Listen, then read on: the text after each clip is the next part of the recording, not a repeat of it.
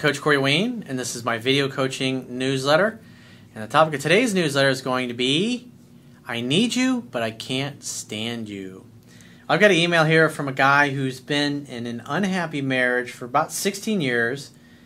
They've got a teenage son, and he recently kicked his 6-year addiction to prescription drugs, and he's also suffering from withdrawals. So he's got all kinds of fucked up shit going on in his life and his relationship. And so he's basically, we'll go through his email, and I got a quote that I wrote on this topic, and then we'll look at his situation and see what he needs to work on in order to better his life and finally start living for himself instead of just kind of going along to get along, if you will. And the quote says, great relationships and fulfillment in your relationships can only be possible when you have a great relationship with yourself. That means that when you are single, you love hanging out by yourself and having fun with yourself and your friends and family. You don't feel like you need anyone else to be happy because you are happy with and love yourself unconditionally. You are involved with or are working towards becoming involved with your life's work that makes you feel like you are doing what you were put on this earth to do. By doing this, you will come from a position of strength and love and will be able to give on a level that is necessary to make a relationship work, since you do not feel you are lacking anything. Love is about giving, after all. You can't give away what you don't already have for yourself. That is so fucking true. If you don't love yourself, it's going to be next to impossible for you to love another human being in the way that they need and deserve to be loved.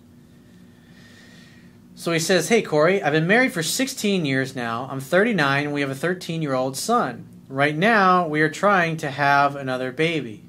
Huh? The problem is, I am in such a state of powerlessness in this relationship that I don't even know if it's in my best interest or any of our best interests to stay married. I'm so insecure, however, that I'm stuck in a I need you desperately, I hate you, I want out loop.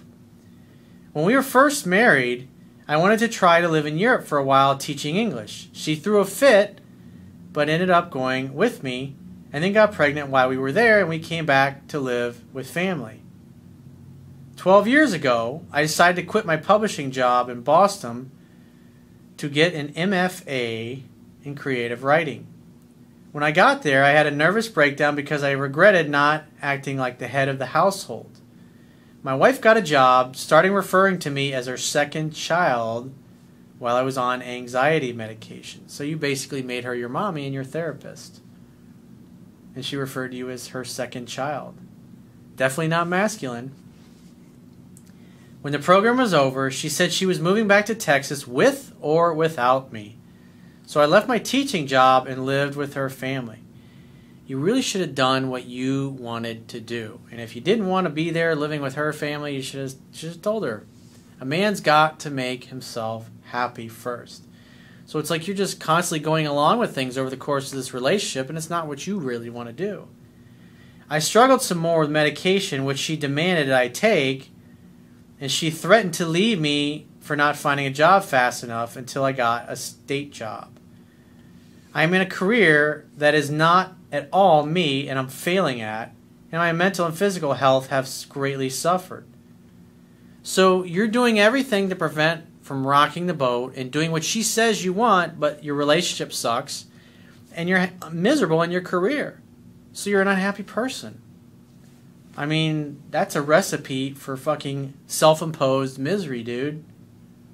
It sucks. I feel for you. A lot of guys do this shit. It's like Steve McQueen had a great quote. And I watched this documentary. I'm going to do a video on it in a few weeks, but he had this quote I fucking love.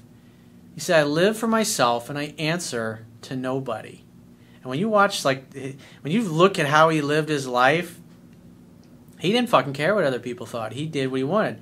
Now, granted, he was physically abusive towards his first 2 wives, but despite that, even though he passed away 30 years ago? Oh my God, it's 35 years ago at this point. You can tell they still love him. They really hold him in high regard, even though he was an abusive husband at the time. And his third wife, who was with him when he passed away, it's like that he kind of finally figured it out by the end of his life. how to have a good relationship, but he marched to the beat of his own fucking drum, and he didn't give a shit whether he was a guy's guy. He raced cars, he raced motorcycles, he did what he fucking wanted. And women were crazy about him. He says, now I'm trying to get my shit together, and I've kicked the medications, including a 6-year addiction to benzos. And I'm still going through withdrawals. I decided I'm quitting my state job. Good for you, dude. And pursuing real estate and some other small businesses, and she's going along with me so far as I'm still getting a paycheck. Well, make sure you do it in a balanced way. But you got to do things that make you happy. Don't be doing shit just because it earns you a paycheck, or you're doing it to please her. Because being a pleaser is being a pussy. She lives for my son, who wants these changes for me too. I spent hours begging her to listen to my needs and express my resentment of having formed my whole life around her, and she plays on her phone, does housework, or sleeps instead of listening, even if I try talking about an interest I have unrelated to her. I mean, at this point, after 16 years, she's like, whatever, dude.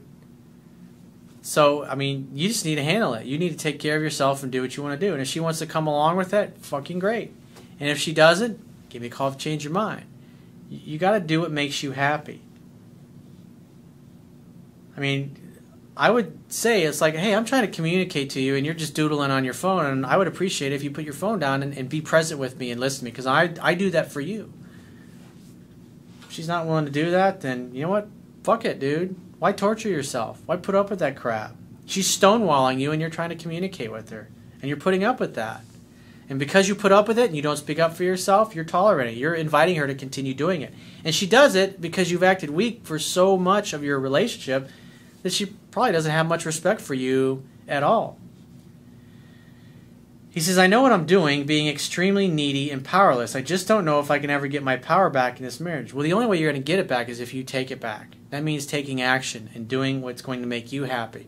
And if she loves you and supports you, great. And if she doesn't, you got to do what makes you happy, dude. Because for 16 years, you've basically done what she wanted, and you're still fucking miserable. It's great, you got a kid together, but, I mean, seriously, do you really want to continue living like this and trying to please her when, I mean, she doesn't even have the respect for you to listen to you when you're trying to talk to her? Why would you want to be in that situation? Fuck that.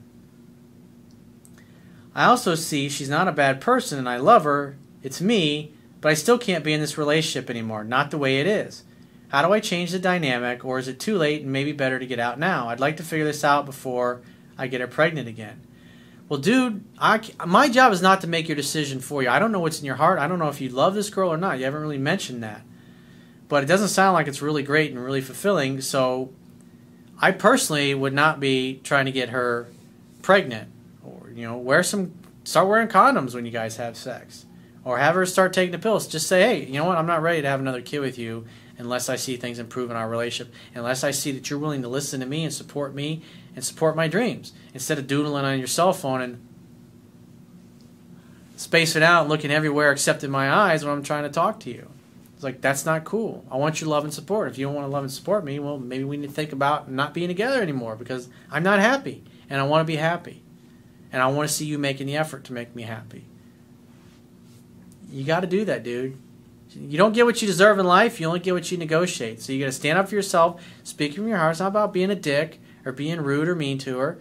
It's just matter-of-factly, in a loving way, tell her what it is that you want. And she'll either give it to you or she won't. And if she won't give it to you, then you have a decision to make, whether you want to stick around or you want to go and leave the relationship and find somebody else.